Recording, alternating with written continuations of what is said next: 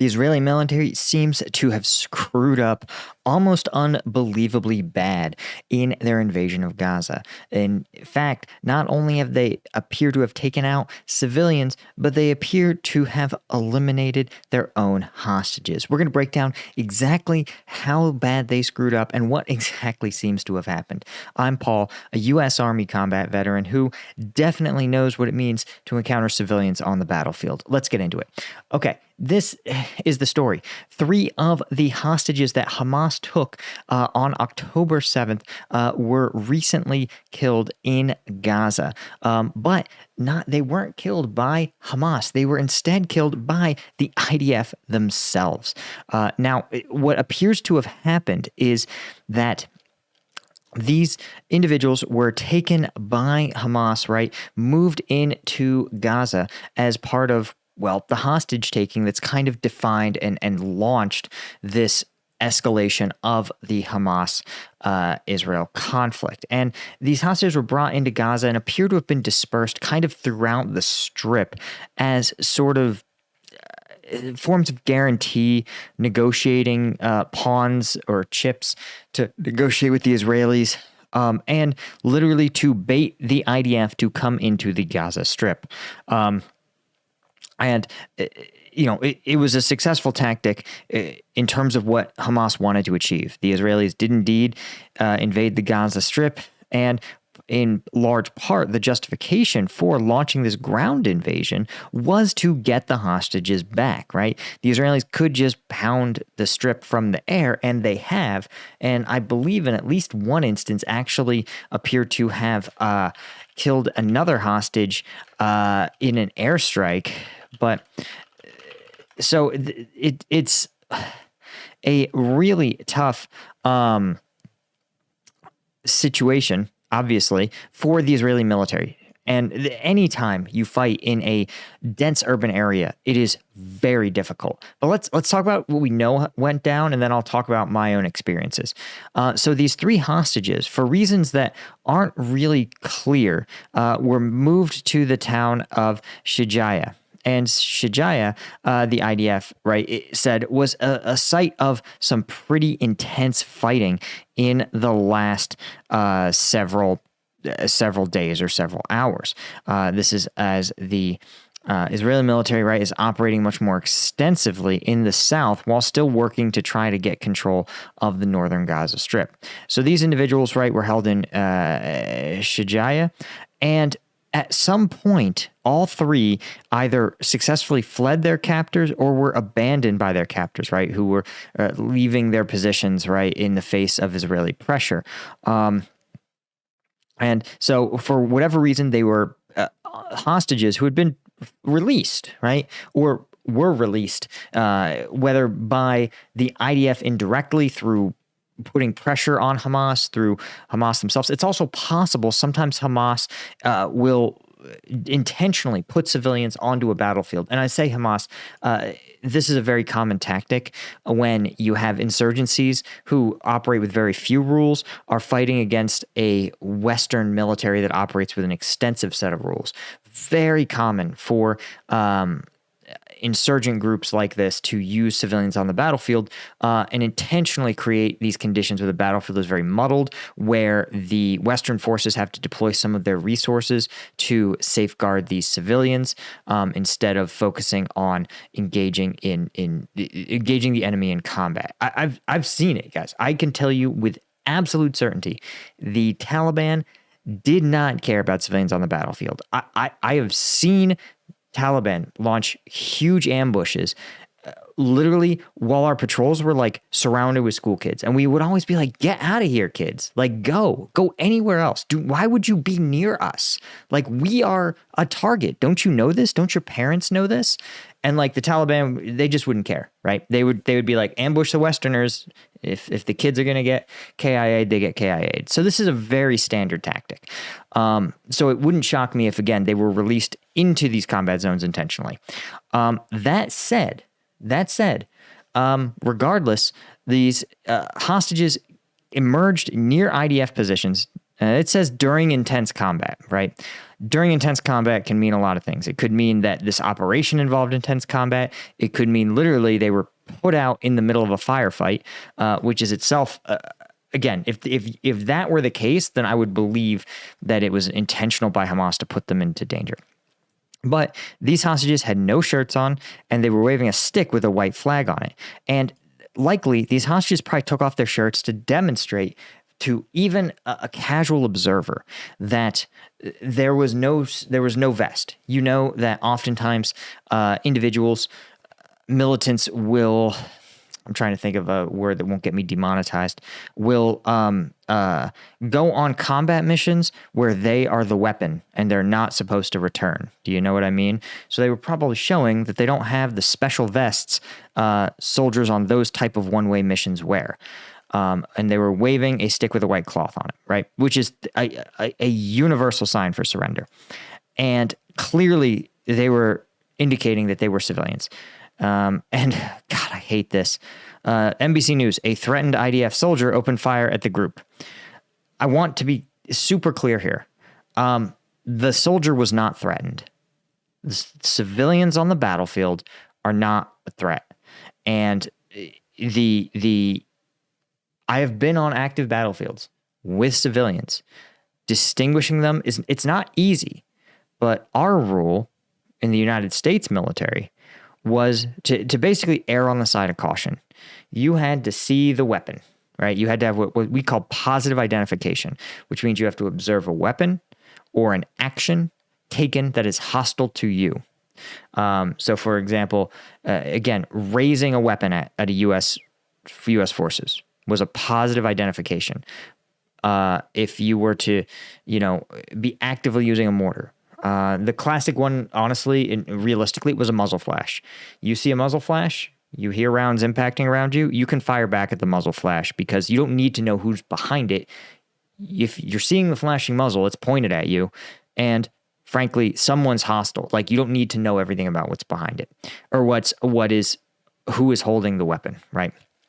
And so, but the important thing is that shooting rando civilians was a massive no-no. I can't tell you how much of a bad idea. There are U.S. Army officers they've been pardoned, who were in jail for doing exactly what this IDF soldier did.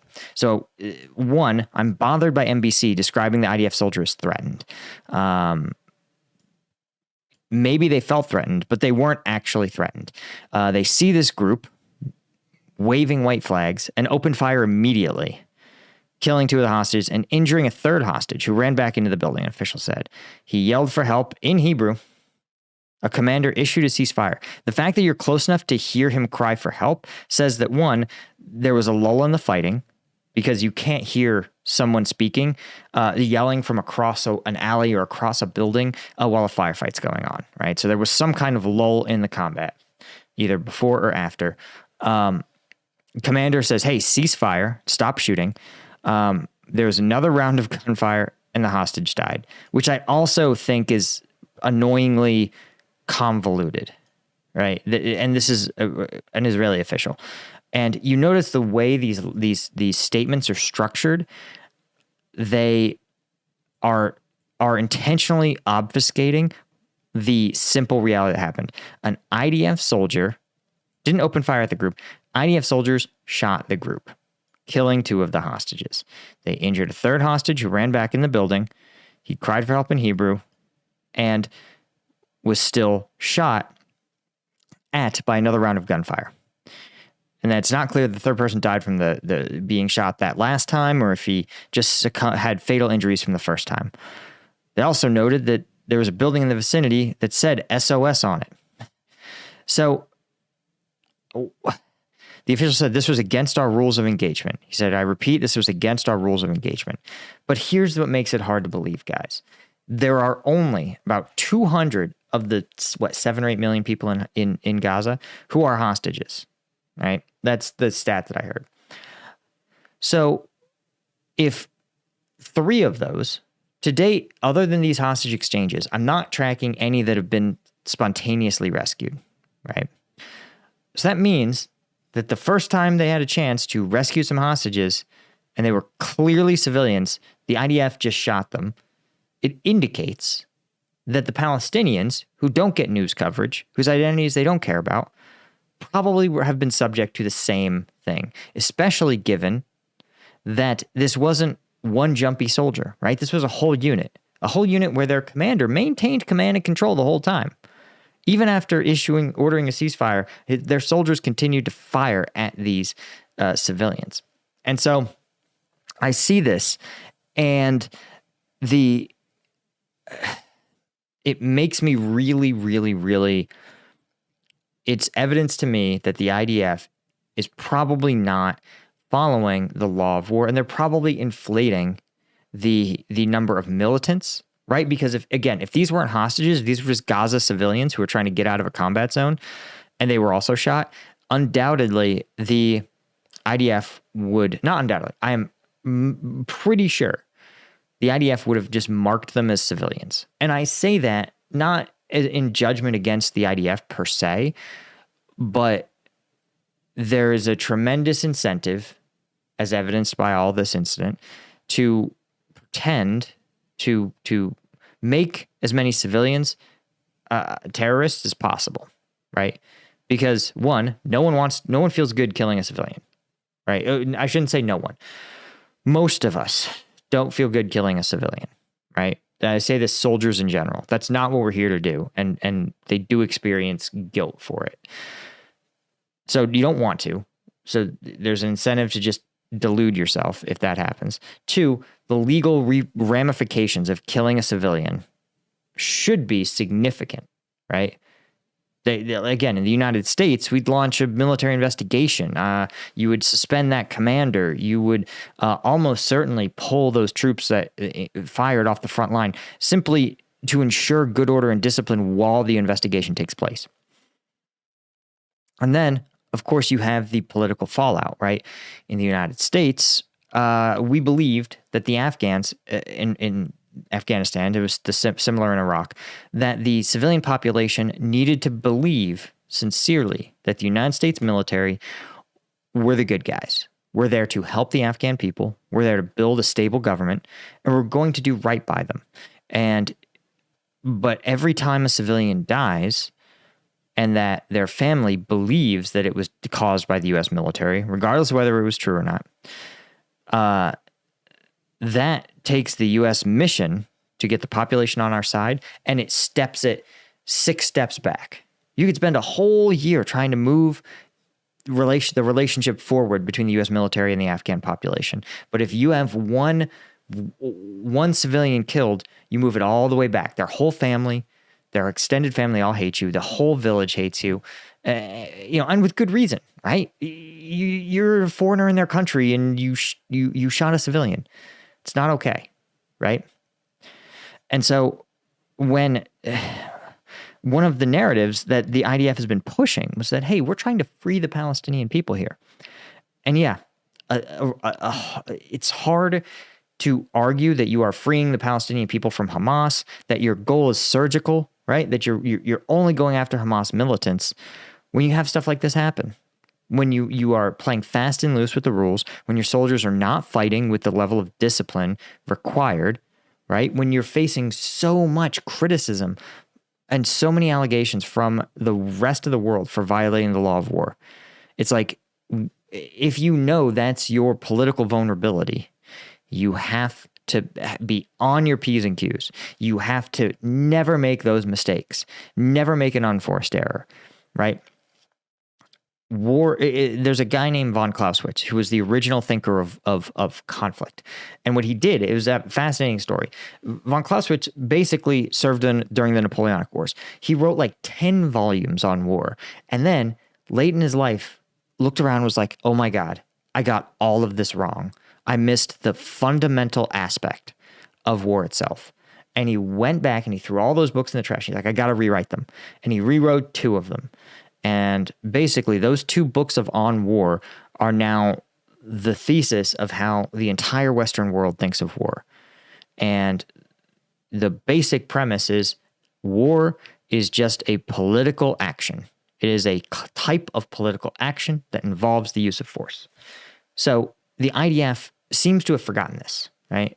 Hamas doesn't. Hamas knows they're playing a political game, that militarily they stand no chance. Their only chances for wins are political wins. And they're playing the game very well. The IDF is still fighting like this is like the war in Gaza is a distinct entity from the political question of the Palestinians, right? And it's not. And the fact that their troops are too trigger happy for the kind of war they're in, as evidenced by this killing of these hostages, is a sign that the Israeli military campaign is fundamentally misguided.